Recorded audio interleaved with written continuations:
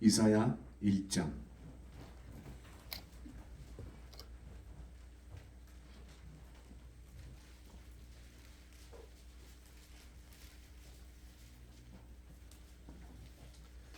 유다 왕 우시야와 요담과 아하스와 히스기야 시대에 아모스의 아들 이사야가 유다와 예루살렘에 관하여 본 계시라.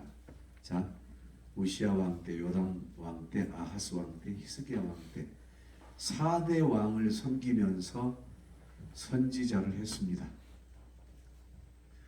얼마나 존귀한 분인지 하나님께서 왕이 4대째 물려질 때까지 이사야를 쓰셨습니다. 그래서 대선지자라고 합니다.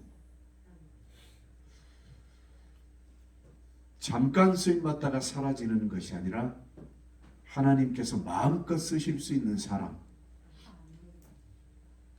하나님의 뜻하시는 대로 쓰실 수 있는 사람이 바로 여러분이 되시길 바랍니다. 하늘이여 들으라, 땅이여 귀를 기울이라. 여호와께서 말씀하시기를 내가 자식을 양육하였거늘 그들이 나를 거역하였도다 그랬어요. 내가 자식을 양육했는데 그들이 나를 거역했다. 여기서 하늘이여 들으라, 땅이여 귀를 기울이라 그랬어요. 천지가 다 들어라. 이 말은 한 사람도 빠짐없이 다 들어라. 모든 만물아 다 들어라. 죽어 있는 것들까지 다 들어라. 무엇을 들어야 된다? 내가 자식을 양육했는데 그들이 나를 거역했다. 이 거역한 것에 대해서 들어라. 소는 그 인자를 알고 나귀는 그 주인의 구유를 알건만은 이스라엘은 알지 못하고 나의 백성은 깨닫지 못하는도다. 소도 그 인자를 안대요. 나귀도 자기 주인의 구유를 안대요. 아무 구유에나 가서 먹는 거 아니래요. 다시 말해서 짐승도 주인을 알아보는데 내가 낳은, 내가 지은 자식들이 나를 몰라본다는 이것을 좀 들어봐라. 그러면 왜 하늘이여 듣고 땅이여 들으라 이 말이냐면 하나님이 기가 막혀서 심판하시겠다고 말씀하시는 거예요. 슬프다. 하나님은 슬퍼하시는 분이 아니십니다. 그런데 이사야가 하나님의 이 심정을 부여받아서 하나님은 슬퍼하시지 않으시지만 이사야 선지자가 슬프다는 거예요.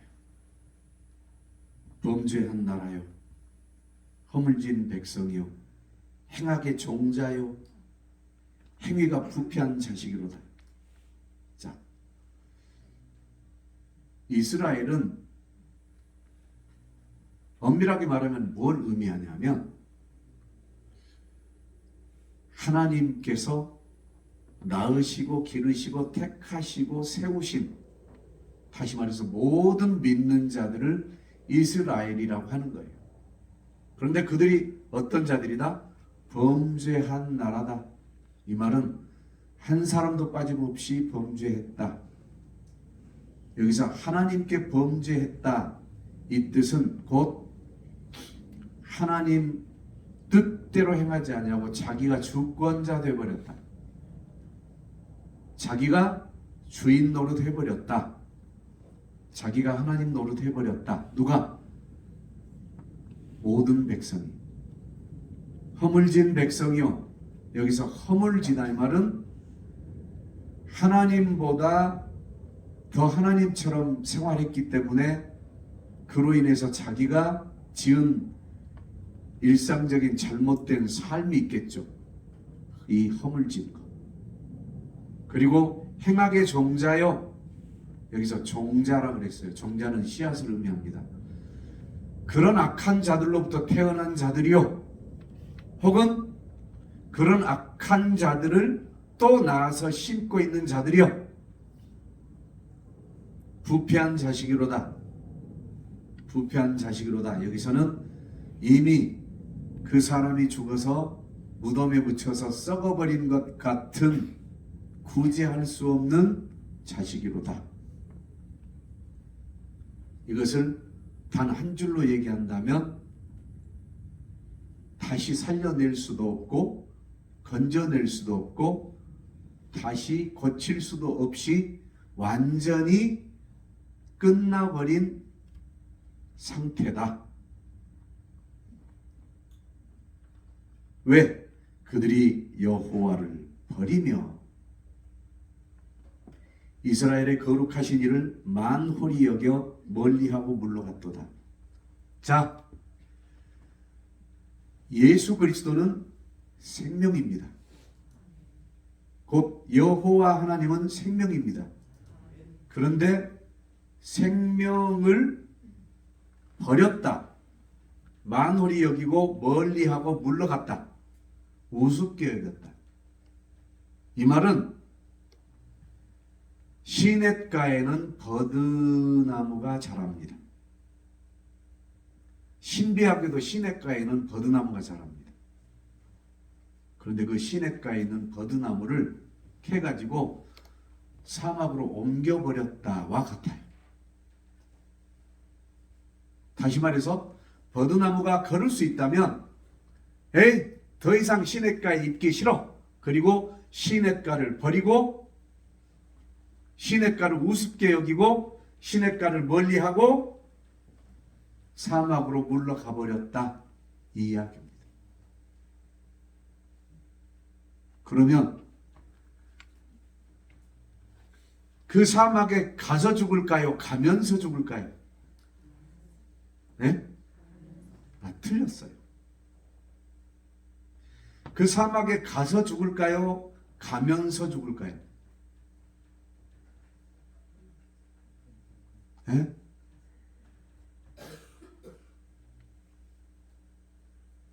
거기엔 답이 없어요. 여러분에게 그냥 물어봤어요. 나도 몰라요. 그런데 확실한 건 가면서 죽는 것도 아니고 가서 죽는 것도 아니에요. 가려고 마음 먹고 뿌리를 뽑는 순간 죽어요.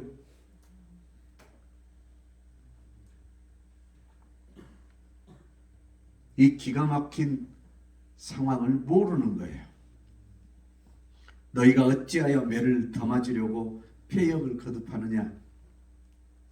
아하, 매를 더 맞으려고 그랬구나. 온 머리는 병들었고 온 마음은 피곤하였으며 발바닥에서 머리까지 성한 곳이 없이 상한 것과 터진 것과 새로 맞은 흔적뿐이거늘. 여러분 인생을 돌아보세요. 어떻게 살아왔냐 그러면 야곱이 고백한 것처럼 인생 험하게 살아왔습니다. 그 이야기입니다. 온 머리는 병들어 버렸어요. 병들었다는 얘기는 머리가 돌아가지 않아요. 생산적인 어떤 생각을 못해요. 좋은 생각을 못해요. 살 길을 찾지 못해요.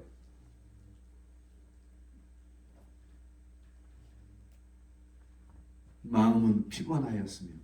왜 마음이 피곤할까요? 기댈 곳이 없으니까. 이리 갈까? 반기지 않는구나. 저리 갈까? 외면하는구나. 어떻게 할까? 그늘도 없고. 이런 기가 막힌 상황이란 얘기죠. 그래서 발바닥에서부터 머리까지 성한 곳이 없이, 발바닥에서부터 머리까지 상하고 터지고 새로 맞은 흔적뿐이거든. 새로 맞았대요. 상하고 터진 건 이해할 수 있어요. 종기도 나고 사고도 나고 다치기도 하고 혹은 테러를 당하기도 하고 도적에게 혹은 강도에게 당하기도 하고 그럴 거예요. 근데 새로 맞은 흔적뿐이거든 그랬어요. 누구한테 맞았다고요? 하나님께 맞는 거예요. 이제 이게 바로 뭐냐? 인생을 살아오면서 여러 가지 기가 막힌 아픔들을 얘기하는 거예요. 그러지 않을 수도 있었는데, 그래서 그것을 짜며 싸매며 기름으로 부드럽게 함을 받지 못하였거든. 고름을 짜고 상처를 싸매고 그 상처를 기름으로 해서 혹은 굳은 살을 기름으로 발라서 부드럽게 해줘야 되는데 그렇게 못했다는 거예요. 이 말은 그렇게 해줄 사람이 주변에 없다는 거예요. 모든 사람이 다 떠났다. 너희의 땅은 황폐하였고. 누가 타락하니까? 여러분, 농사가 안 된다면 무슨 뜻인 줄 아세요? 그 사람이 잘못됐다는 거예요. 농사가 안 된다는 것은 그 지역 사람들이 잘못됐고 그 나라 사람들이 잘못됐고 그 지역을 다스리는 그 수장이 잘못됐다는 거예요.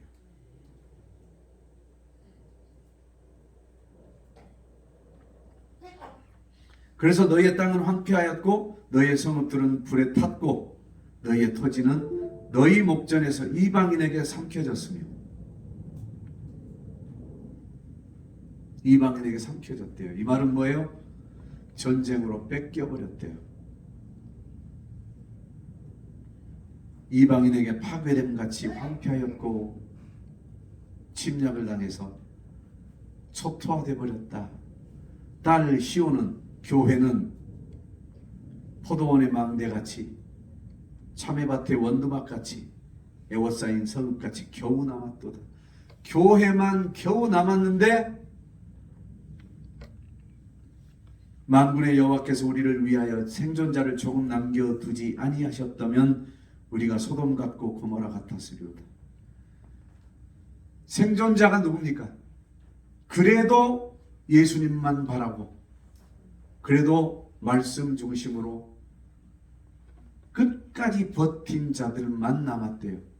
그렇지 않았다면 소돔과 고모라가 유황불에 타서 완벽하게 죄가 되어버린 것처럼 그렇게 됐을 텐데 교회 때문에 그나마 사람들이 좀 살아남았다.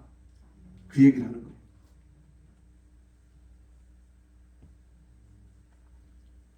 10절부터 다 같이 읽습니다. 시작.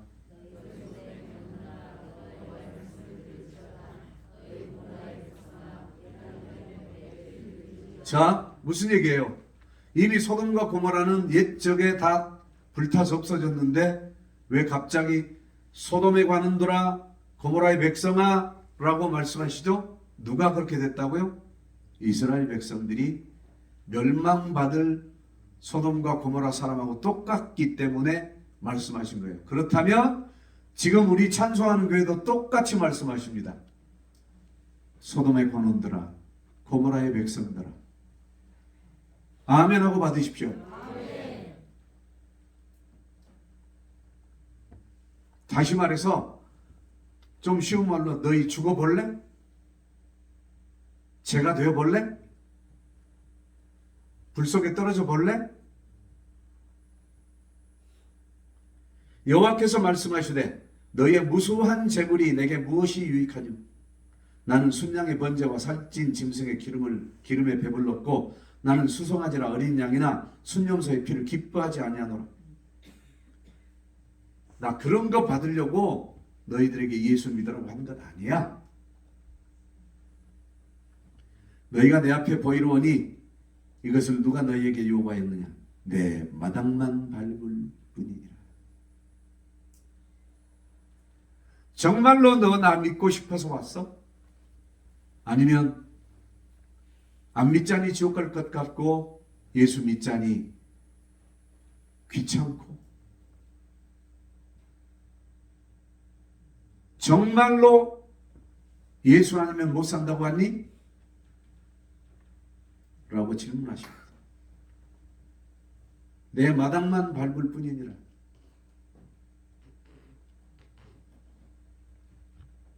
헛된 재물을 다시 가져오지 마. 분양은 내가 가증히 여기는 바요. 월삭과 안식일과 대회로 모이는 것도 그러하니 성회와 아울러 악을 행하는 것을 내가 견디지 못하겠노라. 너 예배 나오면서 못할 짓거리 다 해놓고 예배 나오냐? 더러운 짓거리 다 해놓고 너 말씀 전한다고 서 있냐? 악한 짓 못된 짓 다 해놓고 나를 찬송한다고 거기 앉아 있냐? 오지 마.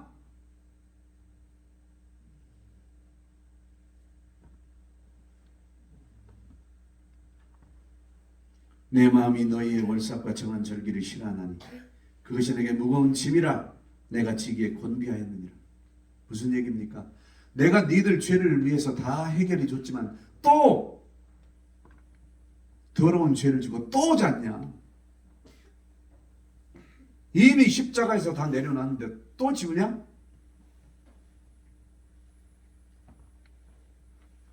너희가 손을 펼 때 내가 내 눈을 너희에게서 가리고 너희가 많이 기도할지라도 내가 듣지 아니하리니 이는 너희의 손에 피가 가득함이라. 찾아와도 내가 눈을 가리고 안 봐버리겠고 부르짖고 기도할지라도 내가 듣지 않을 거야.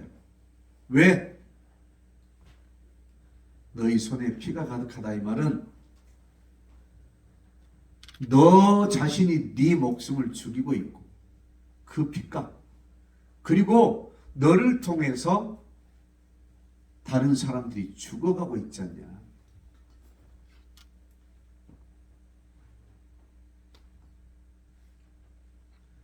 네가 정말로 살려내고 싶다면 너부터 제대로 살아.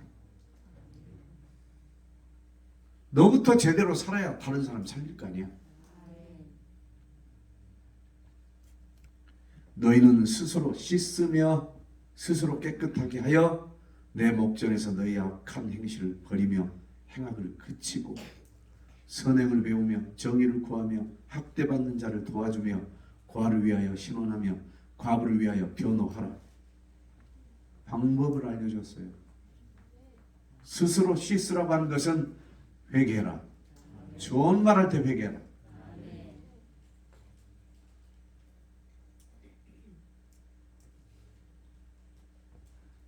스스로 깨끗하게 하여 스스로 십자가의 그 보혈 앞에 주님 내가 그 자리에 달려서 내가 죽어야 할 자리인데 주님이 내 대신 죽어주셨습니다 하고 끊임없이 엎드리라는, 이건 찬송과 기도밖에 없어요. 첫 번째 뭐라고요? 첫 번째 회개, 두 번째 찬송과 기도. 내 목전에서 너의 악한 행실을 버리며 그랬어요. 악한 행실을 어떻게 버려요? 어떻게 행악을 그쳐요? 방법을 주셨어요. 선행을 배우면 악한 행실과 행악을 그친답니다. 배우시겠습니까? 정의를 구하십시오. 정의는 곧 말씀이 나를 통하여 역사하실 수 있도록 말씀 속으로 들어가십시오. 학대받는 자를 도와주십시오. 여기서 학대받는 자가 누구일까요? 찾아보세요. 많습니다. 요즘 어린아이들이 결손 가정에서 얼마나 고통받고 있습니까? 그 아이들에게 따뜻한 복음을 전하십시오. 또 어쩔 수 없이 이혼할 수밖에 없었던 사람들, 그들이 지인들이라면 그들에게 위로하고 복음 전하십시오. 이게 학대받는 자들입니다.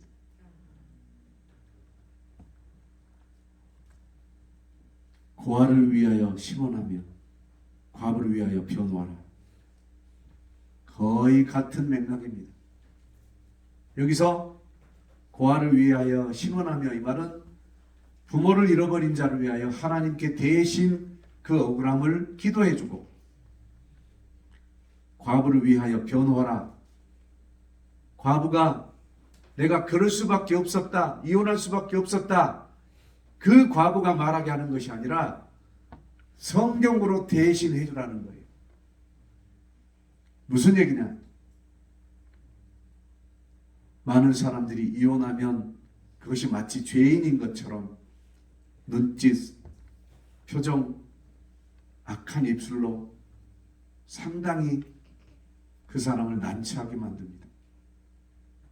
설령 우리가 이해할 수 없는 그런 파렴치한 그런 생활을 했을지라도 우리 그리스도인들은 그렇게 하지 말라는 얘기예요. 그건 내가 판단하고 내가 보고 세상이 보는 거지만 그 개인으로서는 그럴 수밖에 없었을 거예요. 그 개인으로서는 살려고. 그런다면 변호하라 이 말은 바로 그 얘기예요. 우리가 봤을 때는 끔찍한 범죄인지 모르지만 그 사람은 자기가 살려고 그랬을 것 아닙니까? 우리는 선악과를 너무 많이 먹었어요. 어떤 사람이 살인을 저질렀습니다. 아주 나쁜 놈이라고 얘기합니다. 이것 하나님이 기뻐하지 않습니다.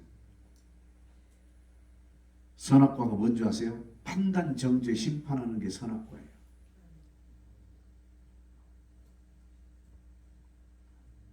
그러면 우리는 어떻게 말해야 되냐? 성경에서 주께서 말씀하신 것처럼 저 사람은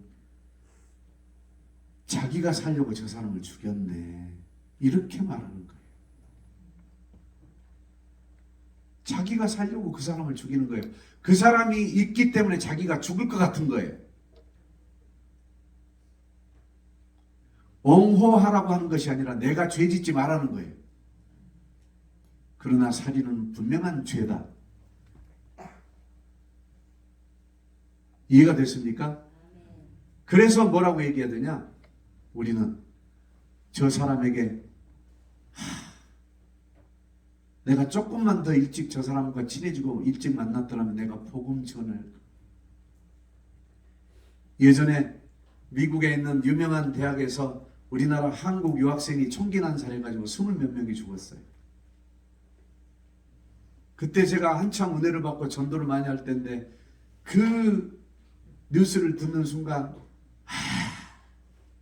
저 친구가 광주 살았다고 했는데 혹은 어디 살았다고 했는데 그 지역 얘기를 들었단 말이에요. 뭐 서울 살았다고 했는데 그때 내가 저 친구를 만나서 복음을 전했더라면 저 친구가 저러지 않았을 텐데.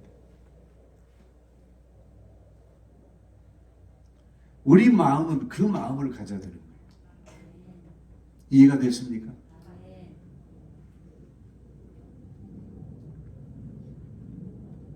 여호와께서 말씀하시되 오라 우리가 서로 변론하자. 너희의 죄가 주홍 같을지라도 눈과 같이 희어질 것이요 진홍 같이 붉을지라도 양털같이 희게 되리라. 하나님은 지금 이와 같이 말씀하십니다. 네 죄가 주홍 같을지라도 진홍같이 붉을지라도 너 지금 무릎 꿇고 내게 오면 그리고 다시는 그 일을 하기 싫어서 도리어 선행을 배우고 정의를 구하고 학대받는 자 고아 과부를 신원하고 변호하러 다니면 내가 네가 정말로 그 죄에서 떠나려고 작정했다는 것으로 보고 너의 믿음을 보고 내가 너를 용서하리라. 내가 이게 씻어주겠다 라고 말씀하십니다. 많은 사람들이 나는 의인이라고 나는 죄 없다고 얘기합니다. 그런데 마지막 종착역에서 다 떠올라 버린다니까요. 자, 운전하신 분들이 교통법규를 위반 안 본 사람이 거의 없습니다. 그런데 처음부터 끝까지 다 잘 지켰다고 하는 분들이 있어요. 그런데 그런 분들에게 예를 들어서 감시 카메라가 있어가지고 노란불에서 빨간불로 바뀌었을 때도 지나간 것까지 다 잡아낸다더라 그러면 가슴이 떨컥 내려갈 거야, 안 내려갈 거야. 그런데 하나님의 법은 그 법이 아니거든요. 행동을 하지 않았을지라도 마음으로 지은 죄는 없다고 했습니까? 심판하신다고 했습니까? 심판하신다. 마음으로 지은 죄가 더 큰 죄래요. 그런다면 교통법규로 얘기한다면 황색 신호등이 켜졌는데 물론 섰습니다. 그런데 확 가버릴 걸, 이 마음도 죄라는 거죠. 아무도 없는, 아무런 차량도 지나가지 않는 그 길에서 나도 유턴 해버릴까? 이것도 죄라는 거죠. 왜? 내 마음에서 이미 죄와 타협하고 있었으니까. 그래서 우리의 죄는 우리 감정 속에 있는 그 미세한 것까지 다 토해내야 그게 진짜 회개하는 거라고요. 아멘. 자, 19절 시작.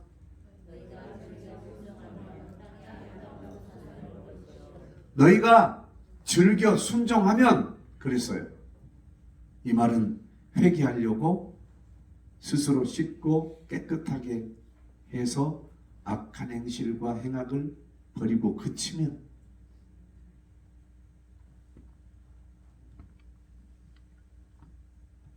아름다운 소산을 먹을 것이요. 그래서 이 사람 것은 땅에서 잘 된다. 그러니까 땅에서 잘 되는 비결이 다 나와 있어요. 그러나 20절 시작. 너희가 거절하여 배반하면, 할렐루야, 칼에 삼켜지고 권력에 삼켜지고 어떤 세력에 삼켜지고 삼켜진다는 거예요. 그러면 나는 왜 뭘 해도 잘 안 될까? 거절하고 있으니까. 순종하지 않고 있으니까. 회개하지 않으니까.